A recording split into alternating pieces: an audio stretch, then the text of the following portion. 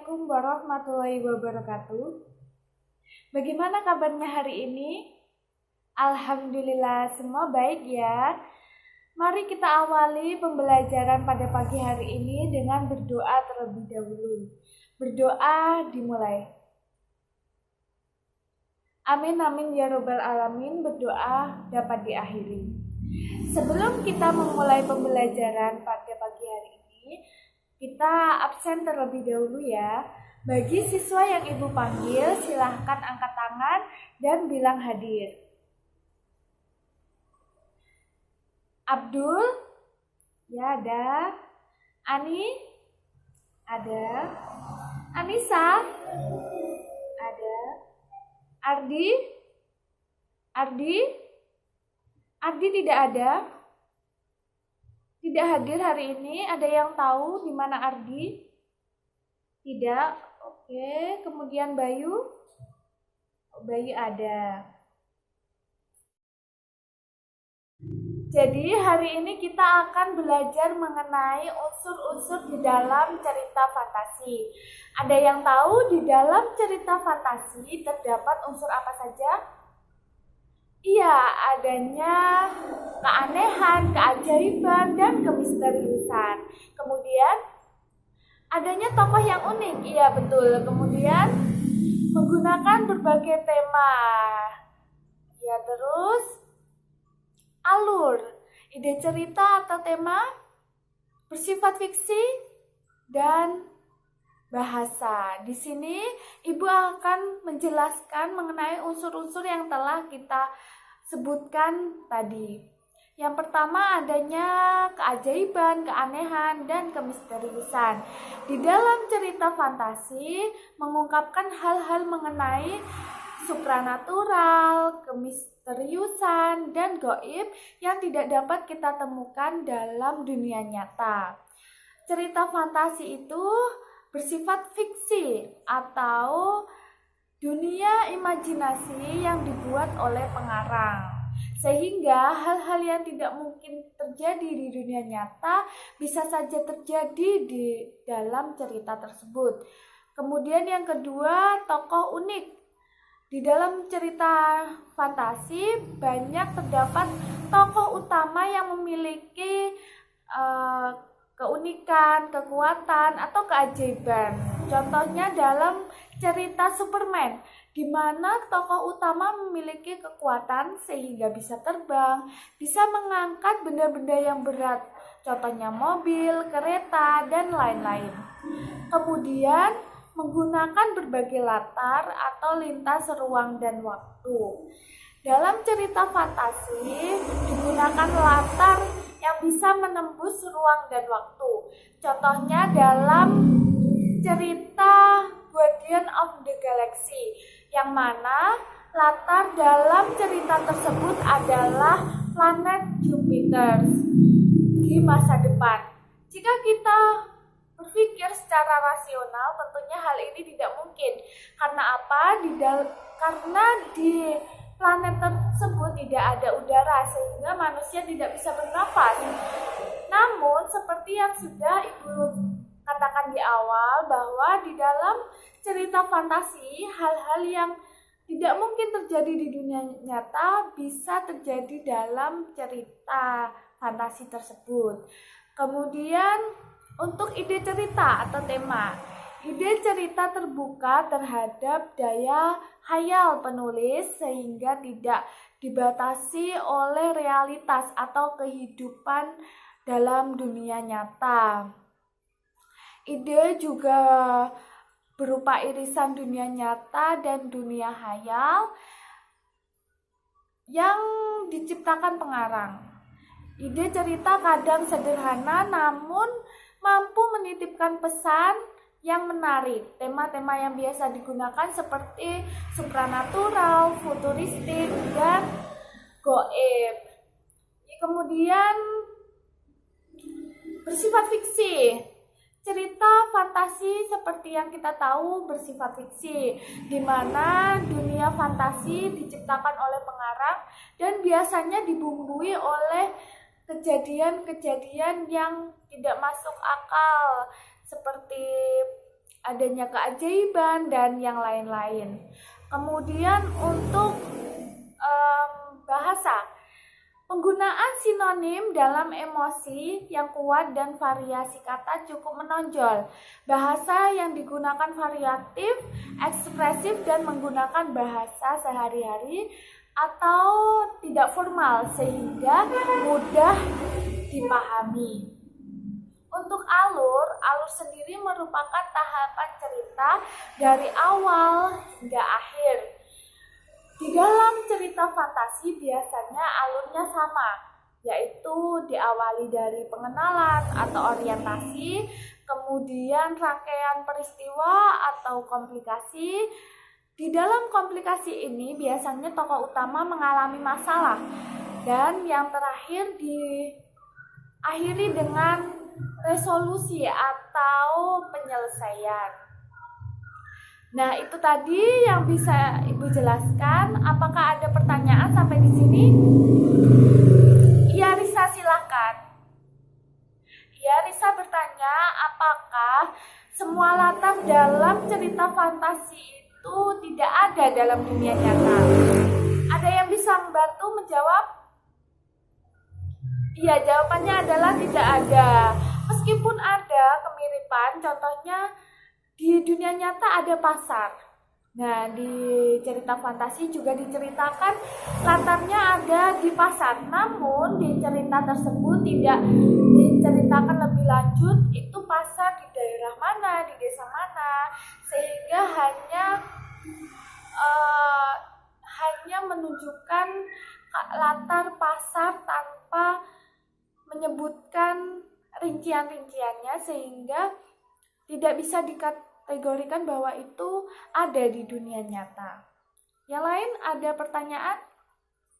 Tidak ada, sudah cukup. Nah, kalau sudah cukup, Ibu akan memberikan tugas untuk kalian. Tugasnya apa? Jadi, Ibu sudah mengirim link di grup bahasa pembelajaran kita. Silakan dilihat.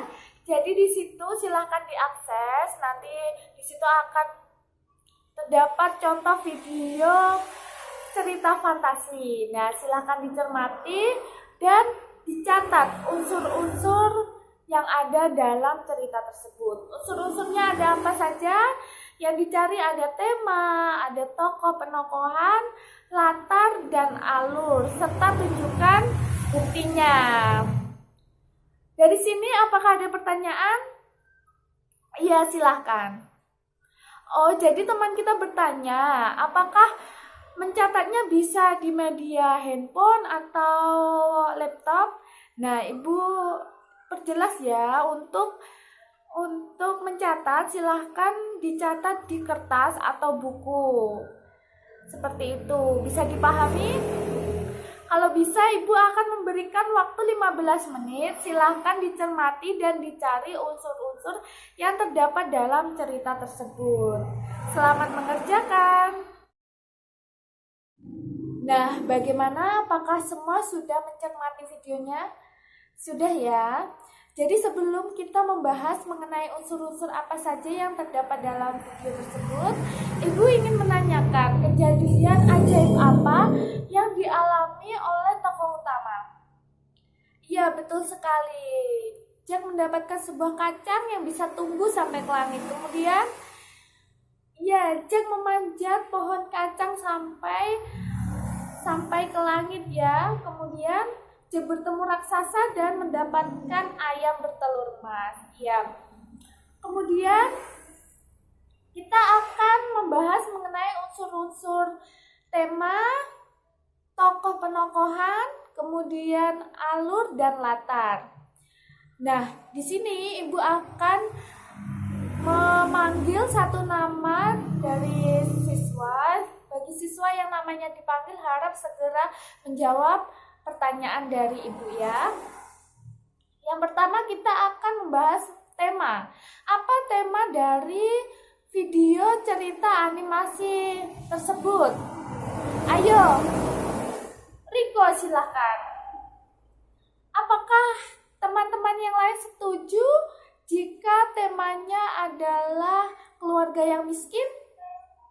Apakah keluarga yang miskin merupakan ciri dari cerita fantasi? Tadi kan sudah Ibu bilang bila ciri dari tema cerita fantasi adalah mengungkapkan hal-hal supranatural, misterius, dan gaib. Apakah itu merupakan cirinya? Bukan ya? Siapa yang ingin menambahkan? Siapa yang ingin menjawab? Iya, Lisa, silahkan. Iya, betul sekali. Jadi temanya adalah petualangan Jack di negeri langit. Hal ini bisa dibuktikan di mana Jack memanjat kacang sampai ke langit dan bertemu dengan raksasa. Nah, kemudian kita akan membahas tokoh dan penokohan. Nah, Ibu akan memanggil Firda. Silakan Firda, sebutkan satu tokoh, kemudian jelaskan penokohannya serta buktinya. Iya, betul ya. Jack yang pertama. Jack memiliki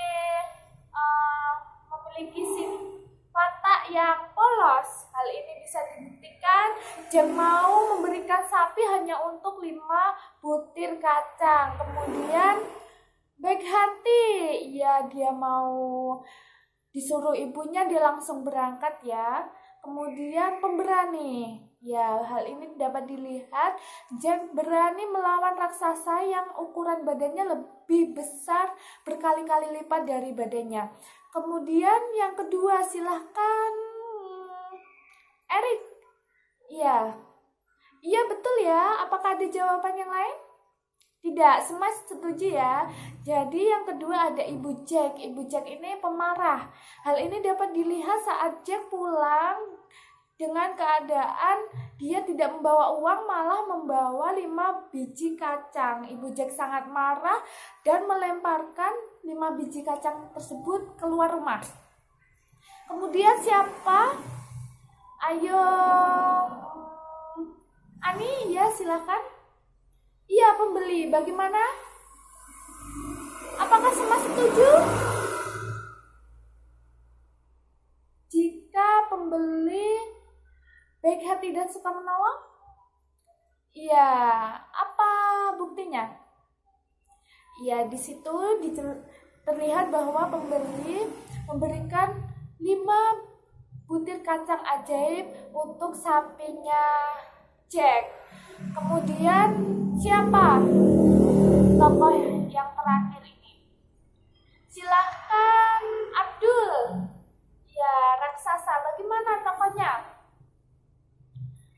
Rakus. Iya, raksasa sangat rakus. Dia tidak mau berbagi. Dia ingin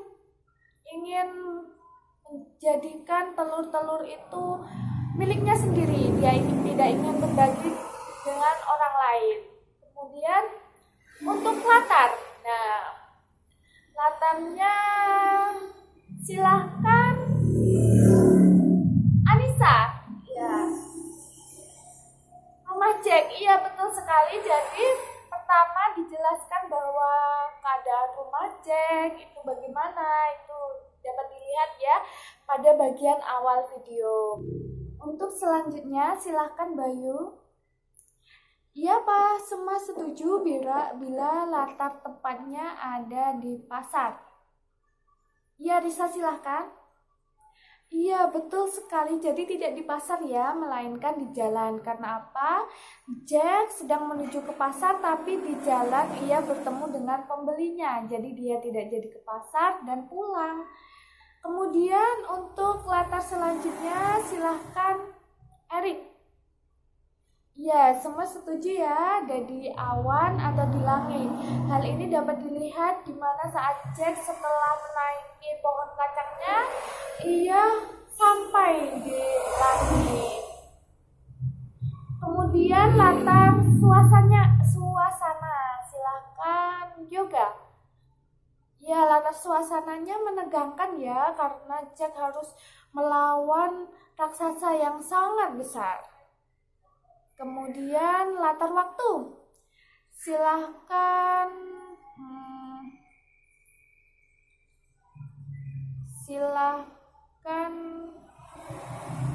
Yuni. Ya, jadi Jadi waktunya ada di pagi hari dan sore hari. Di pagi hari ia pergi ke pasar waktu itu ya. Kemudian juga pagi hari ia melihat pohon kacangnya sudah tumbuh tinggi. Dari sore hari dia pulang dari awan menuju rumahnya. Kemudian yang terakhir yaitu alur. Silahkan Randy, ya.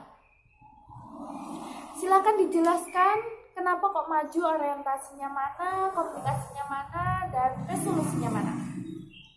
Ya betul sekali ya, jadi alurnya memang maju, dibuktikan dengan awal cerita yaitu pengenalan tokoh atau orientasi, kemudian komplikasinya Jack harus melawan raksasa, kemudian resolusi atau penyelesaiannya Jack dapat kabur dan kembali ke bumi. Nah, sepertinya karena waktu habis, pembelajaran kita pada hari ini cukup ya sampai di sini. Ya, semoga bermanfaat dan jangan lupa unsur-unsur yang sudah ditemukan lagi silahkan difoto dan dikirimkan ke grup WhatsApp pembelajaran kita. Nah, Ibu tunggu ya. Ibu berikan waktu 5 menit, silahkan langsung dikirimkan supaya nanti nggak hilang ya. Nanti takutnya kebuang atau kesapu jadi hilang kertasnya. Silahkan difoto langsung dikirimkan ke grup. Nah, semoga bermanfaat. Sekian, kita akhiri dengan bacaan hamdalah. Alhamdulillahirabbil alamin. Saya akhiri. Wassalamualaikum warahmatullahi wabarakatuh.